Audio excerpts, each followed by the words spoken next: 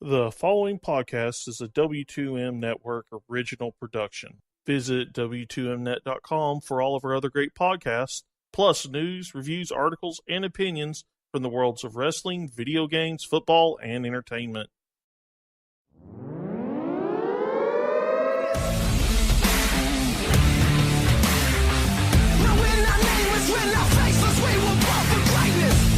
Wrestling to the Max, Monday Night Raw review.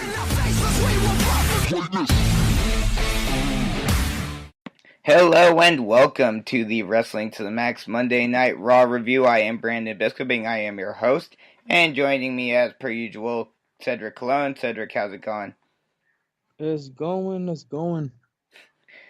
We start off the show with Triple H coming out, and almost immediately before he can even say anything, Seth Rollins follows him out. And if this were 2 years ago, you'd be like, oh crap, what's gonna happen? But now they're all buddy. And they shake hands, hug, talk about how Seth burned it down at Mania, became the Beast Slayer, all of that. And just praising Seth. Then before Triple H can even officially announce what's going on tonight, everyone in the respective triple threat matches setting up for the number one contendership match as the main event decide to pop their heads out and say, hey, this is why I deserve to be number one contender and this is why I'm going to win. Pretty basic stuff. Nothing too crazy. Anything that you have to say about the opening segment? I was just gonna say that I think it was kind of cool the way they played it, like they were about to fight, but then they hugged. Mm-hmm. I like when Triple H pretty much said that he went from being the King Slayer to the Beast Slayer. Mm-hmm. But one thing that I would suggest to them is like don't put an opening like view of what the main events are gonna be if you're gonna mention it during the opening anyway, because it's kind of it looks weird. Yeah. It's almost like we as viewers, we know what's the main event, but the people that are there live, they're just finding out. So it's almost like I'm not surprised. I know they react surprised, but it's like why not surprise everybody together, like the viewers and the people that are there live. Yeah. Oh, I'll agree with that. That was kind of weird. Viewing it on TV, having them say, oh yeah, there's going to be 2 triple threats to determine the number one contender. And then the opening segment is Triple H pretty much in essence announcing that. Yeah, and even though I liked the match, but it was kind of weird to have the three guys that came from SmackDown to Raw. I would have thought they should have like mixed it up a little bit. Oh yeah, I didn't even notice that until you just mentioned that. That's a good point, that all 3 of the guys in our opening contest scheduled for One fall. are from SmackDown. Nice segue there, by the way. As AJ Styles faces off against Rey Mysterio and Samoa Joe in a triple threat match. AJ wins. This was a pretty good match. That Styles clash from AJ, like with Rey onto Samoa Joe, that looked painful for all parties involved. Yeah, and he set it up first with the power bomb. Mm-hmm. He first power bombs Rey, then he onto Joe, and then Styles clashes him onto Joe. Yeah, like it almost looked like he was about to slip, so he first power bombs him on the canvas, then he grips him well, power bombs him on Joe, and then does a style clash. I gotta say something, man. Like the matches on the main roster that stand out are the ones that allow the guys to be hard hitting. Mm-hmm. Rey might not be the fastest guy anymore, but he still shows you that he is still the legend luchador Rey Mysterio. Mm-hmm. Samoa Joe, Mike's skills amazing. When you let him be himself, he can still wrestle. And he even sold after the Styles clash as he turned from the ring, he fell, like he just plummeted to the ground. And AJ, what else can you say about AJ? Like this guy is sincerely one of the top 5 in our era that we've seen. So AJ, what did you say there? No, that was just a really good match to Oh, open yeah. up Raw. AJ pretty much said, I hurt your back, Ray. Now I'm gonna hurt your stomach. So yeah, it was amazing. It was Oh, really, yes. really. Since you brought up Ray and you brought up luchadors, I know this. I know this isn't, our show. I'm sure Harry and I will talk about this a lot more, either tonight or tomorrow when when we do SmackDown. But since we're the only two wrestling shows, we'll do some news as well. Did you hear the reasoning for why there were more moves happening post shakeup? And did you hear who moved to SmackDown now? No, I did not. I haven't followed up on that. Okay, well, apparently Fox wanted a Latino presence on SmackDown because they feel like, the Latino population is something that they want to draw into watching wrestling. So they asked for Andrade to be moved back to SmackDown. As a result, because Zelina obviously would go with him, Aleister Black was also moved to SmackDown because Zelina and Aleister are married, and they didn't want to separate anyone. So, since you're Hispanic yourself, do you, I know you'd watch it regardless, but does that really add anything? Do you think it's going to add any viewers having Andrade on SmackDown? Only if that population that they're trying to please or bring in knows who Andrade is. Yeah, see, that's what, and that's if they why use him correctly. What? And if they use him correctly well, as yes. well, because if they don't use him correctly, A, if they don't know who he is, it doesn't matter. And B, if they know who he is and he's not used the way they want to see him being used, then they might just turn off the show anyway. That and I get why they chose Andrade, because he's younger and he's got a longer lifespan on him. But like you just said right there, not many people outside of wrestling fans know who Andrade is. Whereas if they moved Mysterio back, he would have been a bigger name, I feel.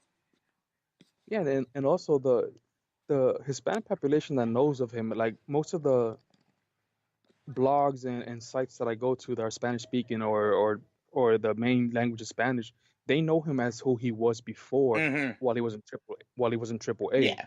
And a lot of them have been very disappointed as how he's been used. The fact that he changed his name, took off the mask, and hasn't really been that guy.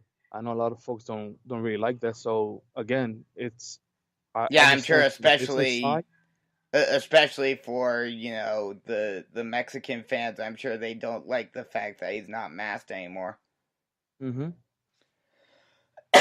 But moving on, I just thought I'd bring that up, considering it was a big news story over the last couple of days.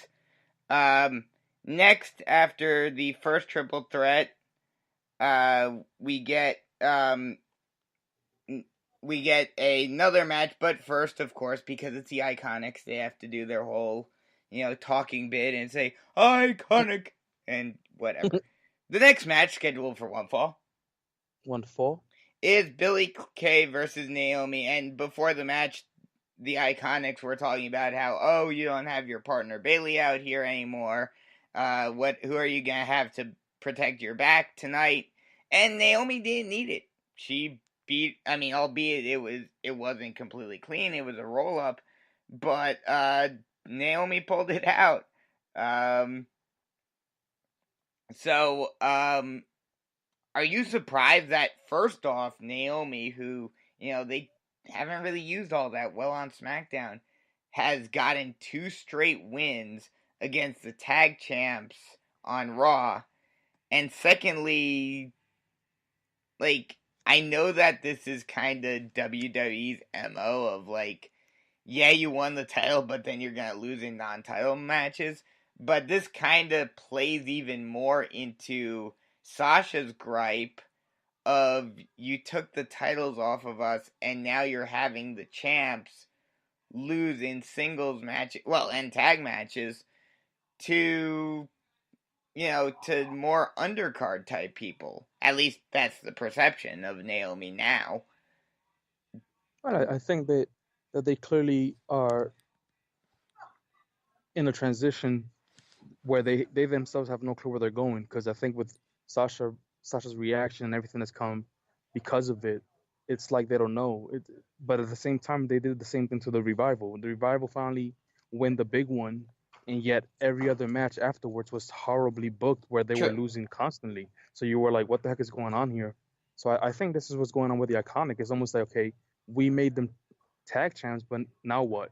Yeah. What do we do with them? Like, we didn't build them up enough for people to believe in this, and now we have them as champions of both brands. So now they can be in either SmackDown, Raw, or if they want to NXT. So it's almost like, you know, it will be very different if it was a team built. Like, as much as I hate to admit, Sasha and Bailey were that team.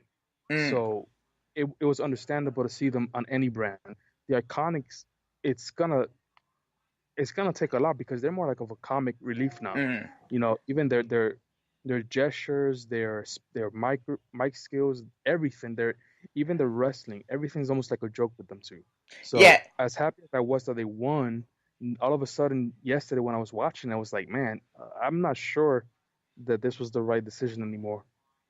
Well, not only that, but I think the reason for why this is happening is I think it seems like the next feud that they're gonna have, the next title match that they're gonna have, is against Kairi and Asuka. So their main tag team feud is gonna be on SmackDown. So they're still gonna try to get them on Raw just to show that they can go on both brands, but their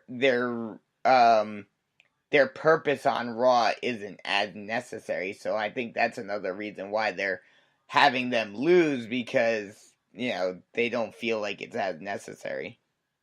And I really thought that when the Iconics were talking about Sheena having someone to like have our back, I really thought that was a great opportunity to bring her former partner, because I think they could have done well as a tag team without uh I can't remember his name right now, the big guy that used to be with them that they would dance for him. Oh, Oh my gosh, Brodus Clay. thank I don't think Cameron's in the company anymore no, she hasn't been in in the a company long for a while. time. But But yeah, I know that she would was have been interesting if she had re-signed. so I think that would be kind of cool. That would be kind of cool. That would actually kind of be a cool little throwback, especially now with the tag team division and the women's division coming alive, to bring Cameron back and have them tag as either the Funkadactyls or do something along those lines. Good. But yeah, that's actually an interesting concept. So the next match scheduled for one fall One fall. is the second triple threat match, which is the much more boring of the two triple threats between Baron Corbin, Drew McIntyre, and The Miz. This was an odd match, because it's like this was, it was that weird, like, Miz is a face now, but like, and now he's suddenly fighting everyone. It's a weird time in WWE, which we'll talk about later. Things get even weirder. But Drew hits Miz with the Claymore, and then Corbin proceeds to push him out of the ring and pin Miz 1, 2, 3. So Corbin gets the second spot in the number one contenders match. What do you think about this match? And then I'll have a follow-up question. Yeah, I don't think there was a good chemistry, especially No. the part where it was Baron versus Drew McIntyre. That definitely had no chemistry. The Miz trying new things, being a little bit more high flyer, being the baby face, that it kind of worked when it was against Shane, because Shane was definitely doing his role as a heel very well. But in this match, it kind of did not fell through the way it didn't mesh, and it wasn't like Mm-hmm. fluid. But uh, I still think that they're using Drew McIntyre very wrongly. He reminds me of Braun Strowman, Mm-hmm. going up with the fans, but yet the booking was bringing him down. And Yeah. Baron Corbin, I thought Baron had at one point the look and the feel, but this now, all he needs is an apron. He looks like he works for Olive Garden. So, I mean, I hate to bring up the elephant in the room, but I mean, you already brought it up, or shall we say, monster among men in the room. But where the hell is Braun in all of this? You would think he'd have enough stock to get in the number one contenders triple threat. yeah, I don't know. That's I don't know where WWE is going with all this. They obviously have a goal in mind. It's just that we don't know what it is yet. Mm-hmm. Um, the follow up question I had was, do you think this hurts Miz at all? Are you worried about Miz dropping down the card again on Raw? I think it hurts him a bit because if he continues to feud with Shane, it would make sense. Mm-hmm. But it's all of a sudden like they just removed him from that feud and threw him into this. Like, keep building him. And I know Miz is already he has tenure, so it's not like he needs more building. But this face Miz does.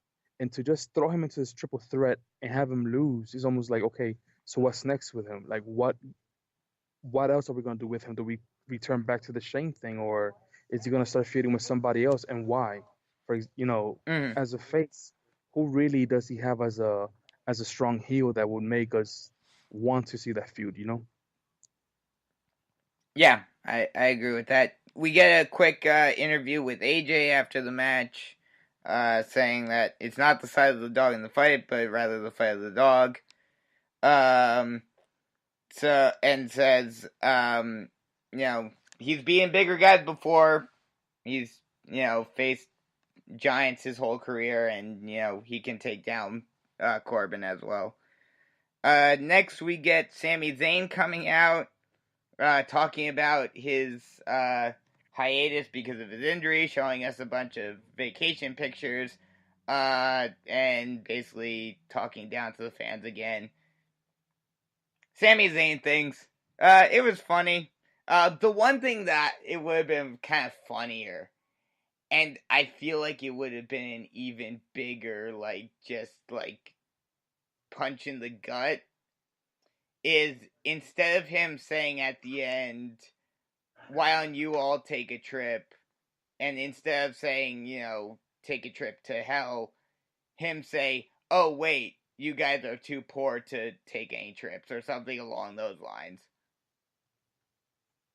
I gotta admit to you, I forwarded that part because one time is okay, two times okay, three times okay. It's almost like Lacey Evans. Mm-hmm. So I kind of forwarded. I was like, what else can you say that you haven't already said? I mean, I'll agree with you to an extent. It's not going to become a Lacey Evans situation, I don't think. He'll wrestle sooner rather than later, I think. I think they're just more so building up his new character, this new persona of, I don't really want to be here, but, I gotta be here pretty much, I guess. Um, so the next contest scheduled for one fall One fall? is your namesake making his Raw debut.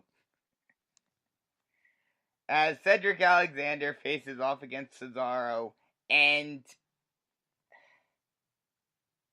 first off, rest in peace, Bar. But maybe this will do something for Cesaro, but I did not like how they had Cedric lose his first match on Raw.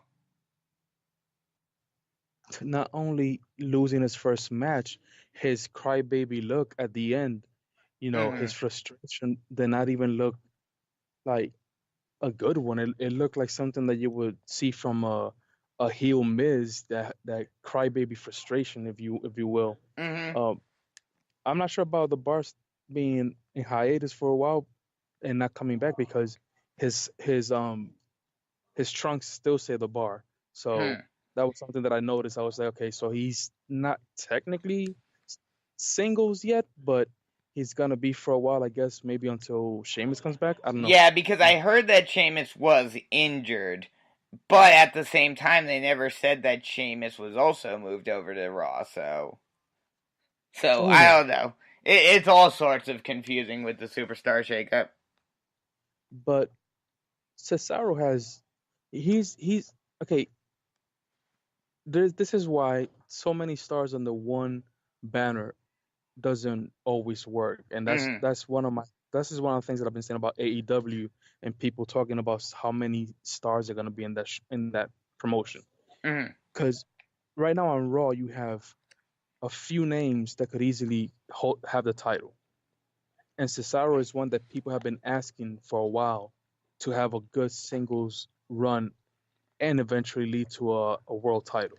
So I like that he proved as a singles guy that he can, be that monster because he was. He matched Cedric speed for speed, strength for strength. But just like you, I was kind of disappointed that Cedric lost on his first match as a main roster guy. Hmm. I could totally see Cesaro getting. See, I was gonna say something, but then I thought to myself, wait a sec, it wouldn't have the same dynamic, and thus Vince would just squash it. Because we kind of had that already with the Cesaro section. But I was gonna say that Cesaro could easily have like a Daniel Bryan slash Kofi Kingston type situation where the fans basically thrusted upon WWE to say, push this man. Um,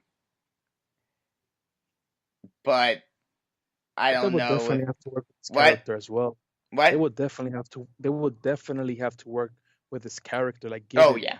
like a strong base for us to believe in him being as a champion. Because right now, his character as it is, I wouldn't see him as a legit champion. He needs more, and he should be pushed for more. I agree with that because, I mean, this is a very unpopular opinion, especially among smarkier wrestling fans. But I'm I've never really been much of a Cesaro fan.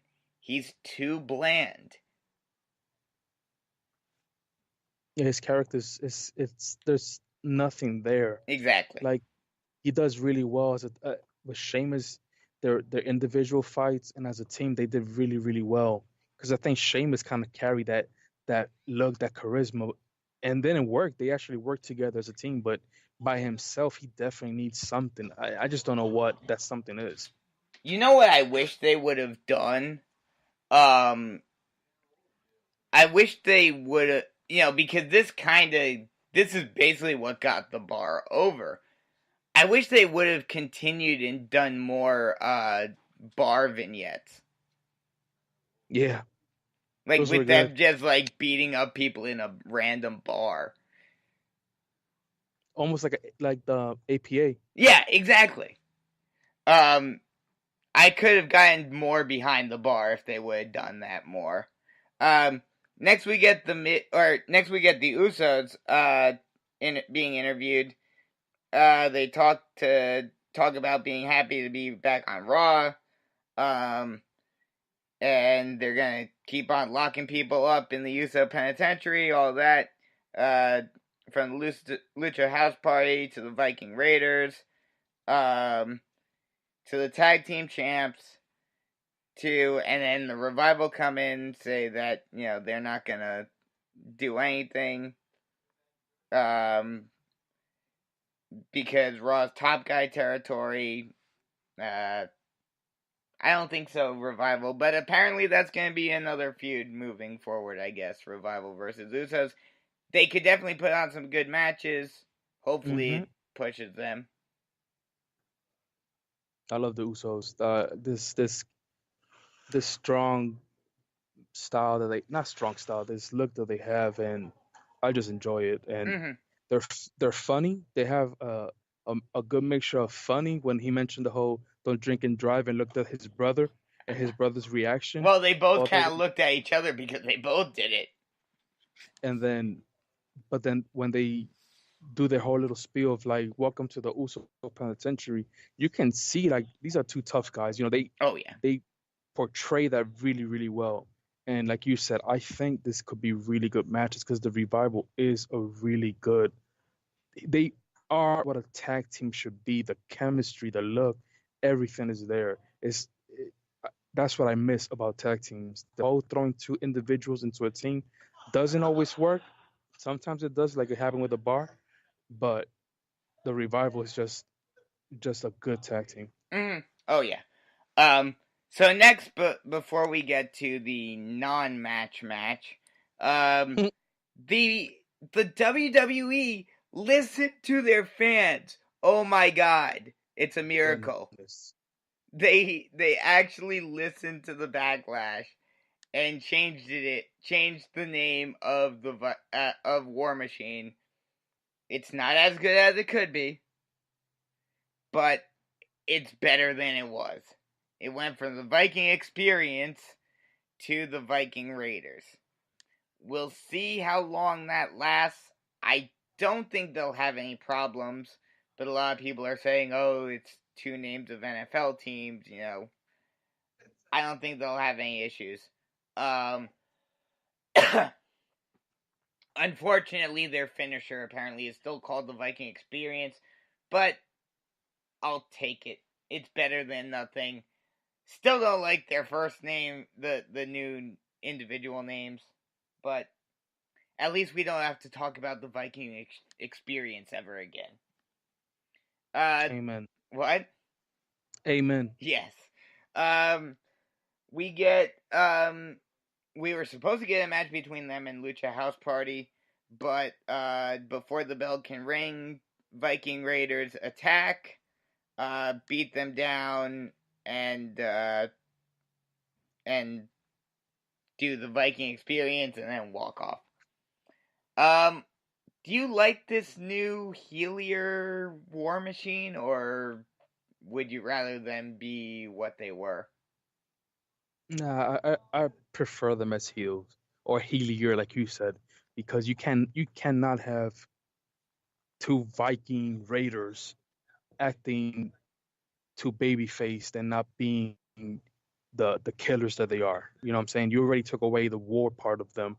Don't take away now their killer instinct as well. Mm-hmm. So let them destroy anything in their way. That's what I thought they were gonna do with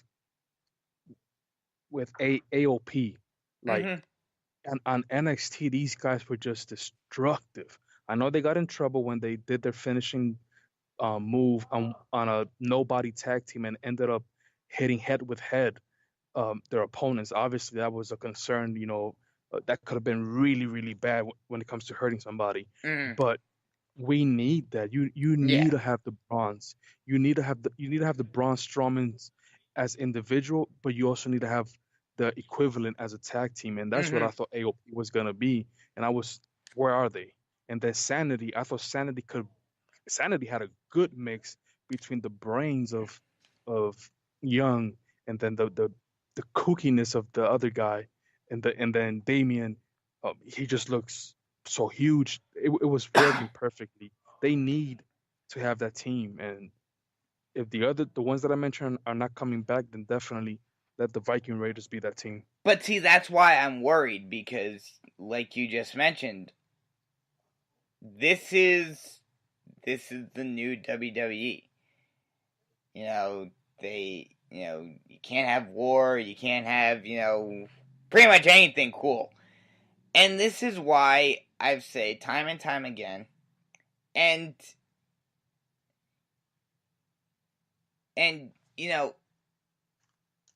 even if I don't know how exactly you will work it out, but they should make, because it's destroyed, or because of the reputation it has now because of the reboot, maybe don't call it ECW. But they totally need to make a network exclusive show, have it TV 14 or TVMA, and just let these guys that need that little leeway, need that added oomph in order to get over, just go at it. And let the Attitude Era come back on the network. You don't have to worry about sponsors. You don't have to worry about anything like that. Basically, make it like NXT. That's what's so great about NXT, too.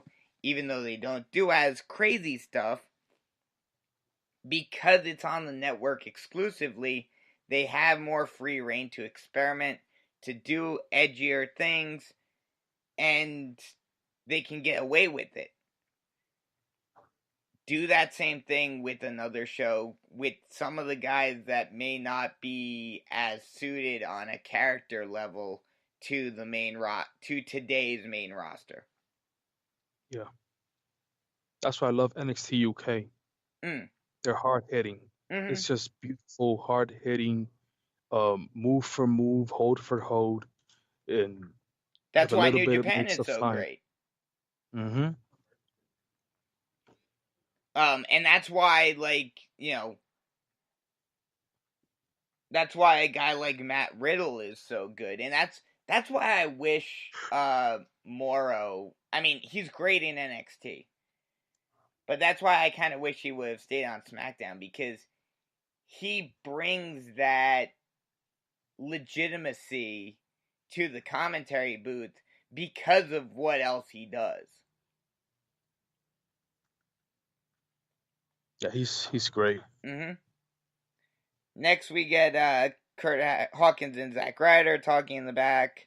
They say, yeah, we saw what happened out there, but they're new. We've been here for over 10 years. We don't, we're not really worried about them. Be careful what you wish for, guys. That's all I'll say about that. Yeah, the fact that they're still their outfits are completely opposite. Two individuals as a tag team. I didn't enjoy that segment too much. Well, I mean, in spite of the fact that they were a tag team in the past, they were kind of just a thrown together tag team. Next, we get Becky Lynch coming out, talking about new challengers. Found out that Lacey Evans is going to be coming after me. And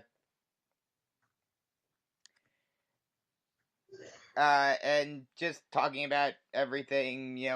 I love the her implication when she said she's in the back currying favors with management. We all know what it means, and she's right. So oh, and then she also said, so while Evans is in the back trying to further her career, she's out here ready to fight anyone. And then Lacey comes out, takes a really cheap shot at Becky, which as a second generation American from Ireland, she's not wrong, but you don't mess with that.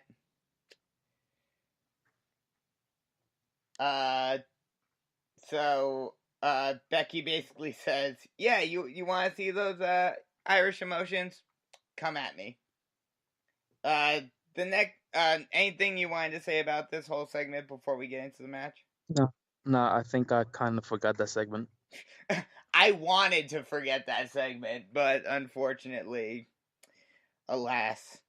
So our next match, scheduled for one fall, 1-4 is Alicia Fox. Sorry, Yeah. I still have to do it. It's been almost 2 years now since Noam Dar has been with her, but it will always stick in my head. Faces off against Becky Lynch, and surprise, surprise, especially with how Alicia apparently was in the doghouse for coming to a show drunk. Actually got some offense on Becky, and this went a decent bit, but eventually Becky does get her, hits a couple of Explorer suplexes, and then puts her in the disarmor and taps tappity tap tap tap. Alicia Fox taps out. But of course, immediately thereafter, Lacey comes in and punches Becky right in the face. And then gives her a second one for good measure. Anything on this?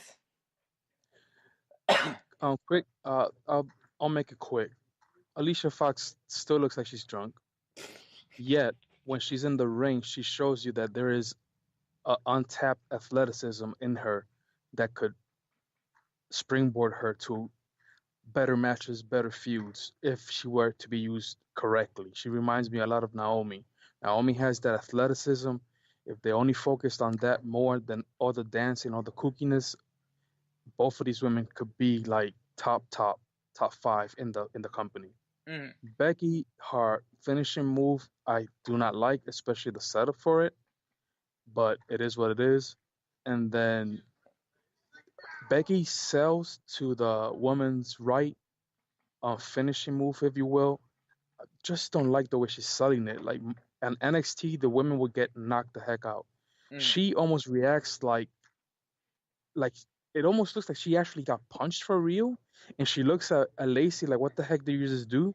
And then she kind of reacts like she's going, but not really. So I don't know. I was used to like Lacey knocking people out with it.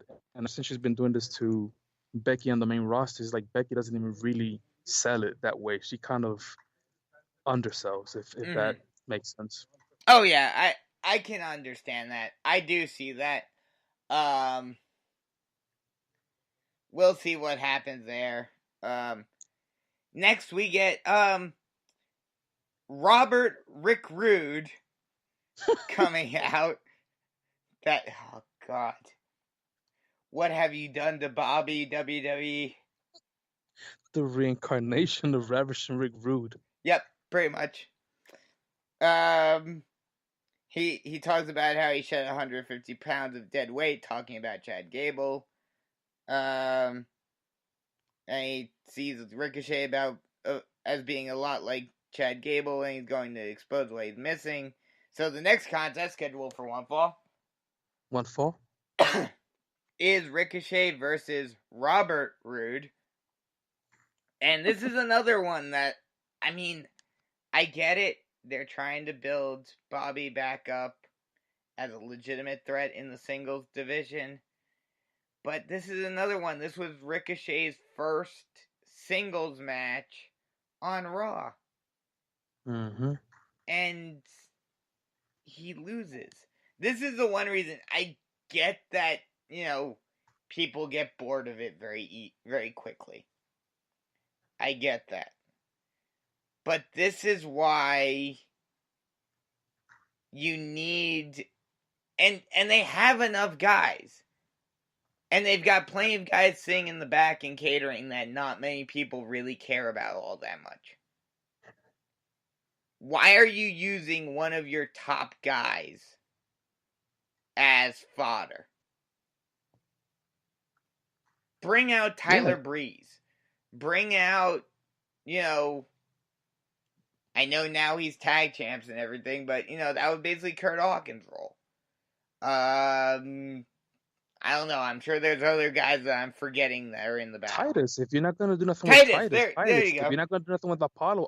Exactly. You've got names. Exactly. You've got names that, while yes, it wouldn't be, especially a guy like Apollo, because I like Apollo. But, I like it. But, there are guys that you're not going to use them at all. Use them in these jobber roles. Don't throw out a guy that, has a lot of promise, should be one of your top guys. And that you've been building up as a tag team. That's another thing. You build him up as a tag team. Now he's in a singles wrestler. Mm-hmm. Exactly. So, I like it for Bobby. Not so much in terms of Ricochet. But, it is what it is. That's WWE for you. I liked it, but yeah, I agree with you. Next we get the wackiest, weirdest, and just most off-the-wall segment of all time. Mm-hmm. Shall we get into what was the name? What was the It was called Firefly Funhouse. Welcome to Firefly Funhouse, everyone. Howdy, neighbors. I'm not even. Listen, before I say what I'm gonna say, the funniest comment that I've heard in years goes to Corey Graves saying that there was gonna be a spike on women getting pregnant because Robert Roode came out. That Oh, was God. hilarious. I had to tweet straight to Graves and I told him, you have literally become one of my top 5 commentators of all time with that comment. That was great. Yeah, it was. It was. And Renee helped a lot when she said, "That's not how kids are formed, people." That was great. Anyway, this whole Bray Wyatt thing, my son was with me, and my son im almost instantly said, "Dad, this is not gonna work. This Mm-hmm. is not gonna last a long time. This is Repo Man-esque type stuff. That's not gonna go anywhere." And No. that I agree with my son. Well, go. No, finish what you were going to say. No, I was gonna say I think that it might work for one or two segments, but I cannot see Bray Wyatt stay in this character for a long time. It's just I don't know. This is WWF type stuff, and it's I think in this era it's a little bit difficult to build these kind of characters and do something with them because we don't see that much anymore. You know what it reminded me of a lot? And if they go this route and they do it correctly, I'll be okay with it. But and what's funny, did you notice how like he didn't put on the southern accent? Who did he sound a lot like there? I don't recall. Ooh. He sounded a lot like his brother Bo. Hmm. Like you could hear Bo Dallas in him. Oh yeah, when Bo was doing Bray character with what's his name? Oh my gosh, I forgot his name. That's pretty bad. That's how bad they use him. Speaking of jobbers, the B team, Oh, with Curtis Axel. he sounded just like Bray. Mm-hmm. But like this kind of reminds me of initial main roster Bo Dallas with the whole Bo leave stuff, where he was all happy-go-lucky outside of the ring, and then like I mean they didn't really use him well, so you didn't get to see this, but like I thought the original concept was gonna be where he was all happy-go-lucky outside of the ring, but once he got into the ring, he became a completely different person. If they do it that way and keep doing these vignettes, it could work. Do I think it has a long shelf life? No, not at all. These types of gimmicks never do. But if this is able to revitalize Bray's career, at least for a little bit, and have him have a bit of a career renaissance, I'm all for it. Because I've always been a big Bray Wyatt fan. Granted, I would have loved to have him become basically, which I thought he was going to, especially when they had him facing The Undertaker. I thought he was basically going to become the new Undertaker. But, alas, they never went that route.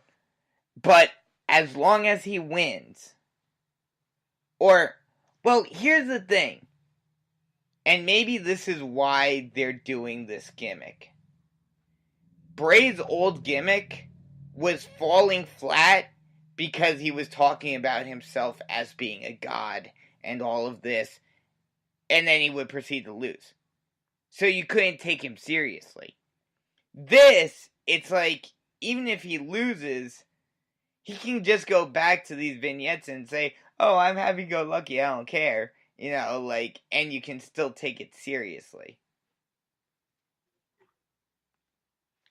I could see that. But yeah, definitely one of the weirdest things that I have ever seen on WWE, and that's saying something. But I also saw a bit of a Jekyll and Hyde type situation because Mm-hmm. the the ferociousness and the ferocity that he used when chainsawing his old gimmick, there's still some darkness in there. Yeah, and he has some words in the gloves too. Yeah. Yeah, it says like, I saw it earlier in a picture, but I forget It said exactly what something. it was. It said heal. It said Heal heal and and one. I can't remember the heal other and one. hurt. So yeah, I guess you're right. Let me give him a chance. He Yeah, might I'm not saying it's gonna be the greatest thing ever. It was definitely weird. If you haven't seen it, definitely go watch it because it's entertaining to say the least. In a cringy way, but it's entertaining. But yeah, it was. I'm gonna give it a chance. And but before we move on, let me just say this and tell me if you agree or not. As soon as it happened, Tori said that it's a mixture between Mr. Rogers and Pee Wee's Playhouse. Yep, I agree. And a little bit of Mr. Rogers' Neighborhood. Well, yeah. Well, that's the thing. That's what I said. It's a combination between Mr. Oh, sorry. Rogers' Neighborhood and Pee Wee's Playhouse. Yeah, I agree. 100%. Okay, so the next contest, the main event scheduled for one fall, One fall. is the number one contenders match for the Universal title between AJ Styles and Baron Corbin. And oh my god, WWE actually did something shocking. AJ Styles won. And I mean, I'm sure you know the reason why, but I was for sure certain that Baron Corbin was going to win here. Me too. I don't know why. I was like, Well, yep, they're gonna one of those that well, this is gonna because blow my mind. they never go face versus face. But I think AJ might probably have a more heel-esque kind of character now. Well, I was just about to ask you, who's going to be the one to make the turn? I'm assuming AJ. Yeah, I think AJ should be the one. So yeah, be prepared, everyone. AJ Styles heel turn imminent. And it was a good match too. Oh yeah, it was a good match. I complain about Baron, but when Baron is one of those wrestlers that if he is matched with someone that can carry and push him, he shows potential. And I think that's what AJ did. Definitely.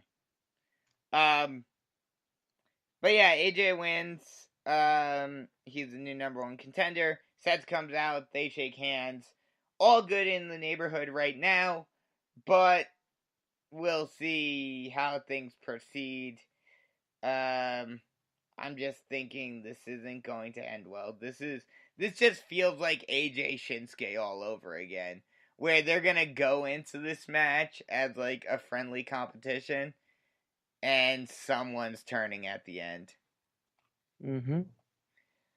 That'll just about do it. Scale of 1 to 10 on this. You know what? I was when we started, I thought about a 6, but I think with what you and I discussed and some of the things that you pointed out, I'll bump it up to a 7. I'm gonna give it a 7.5, and that extra half a point is for WWE listening to the fans and changing Viking Raiders' name. It'll be interesting to see where the Bray Wyatt thing goes. It's definitely interesting. It's definitely got my interest peaked. But we'll see. One word review. Interesting. I like that. Interesting is a really good way to say it because there's a lot of paths that WWE can take now with things with AJ, with Bray, with even Becky herself, the tag team division, the women division. They have lots of paths that they can take. Will they take the right one? Let's see. Yeah. I'll use a very similar word. I'm going to use intrigue. A lot of these stories that happened last night leave a lot up in the air. You don't know where a lot of things are going. Are they finally going to give a push to Cesaro? Are they finally going to give a push to Bobby? Where is this whole Bray Wyatt thing going? Where is Styles versus Seth going to go? There's a lot of moving parts in this, and it creates a lot of intrigue. And so good on WWE to keep our interest peaked. That'll just about do it for us. We'll be back next week, and you can hear Harry and I talk about all things SmackDown either later tonight or tomorrow. So for Cedric Cologne, I'm Brandon Biskobing saying so long, and we'll talk to you next week.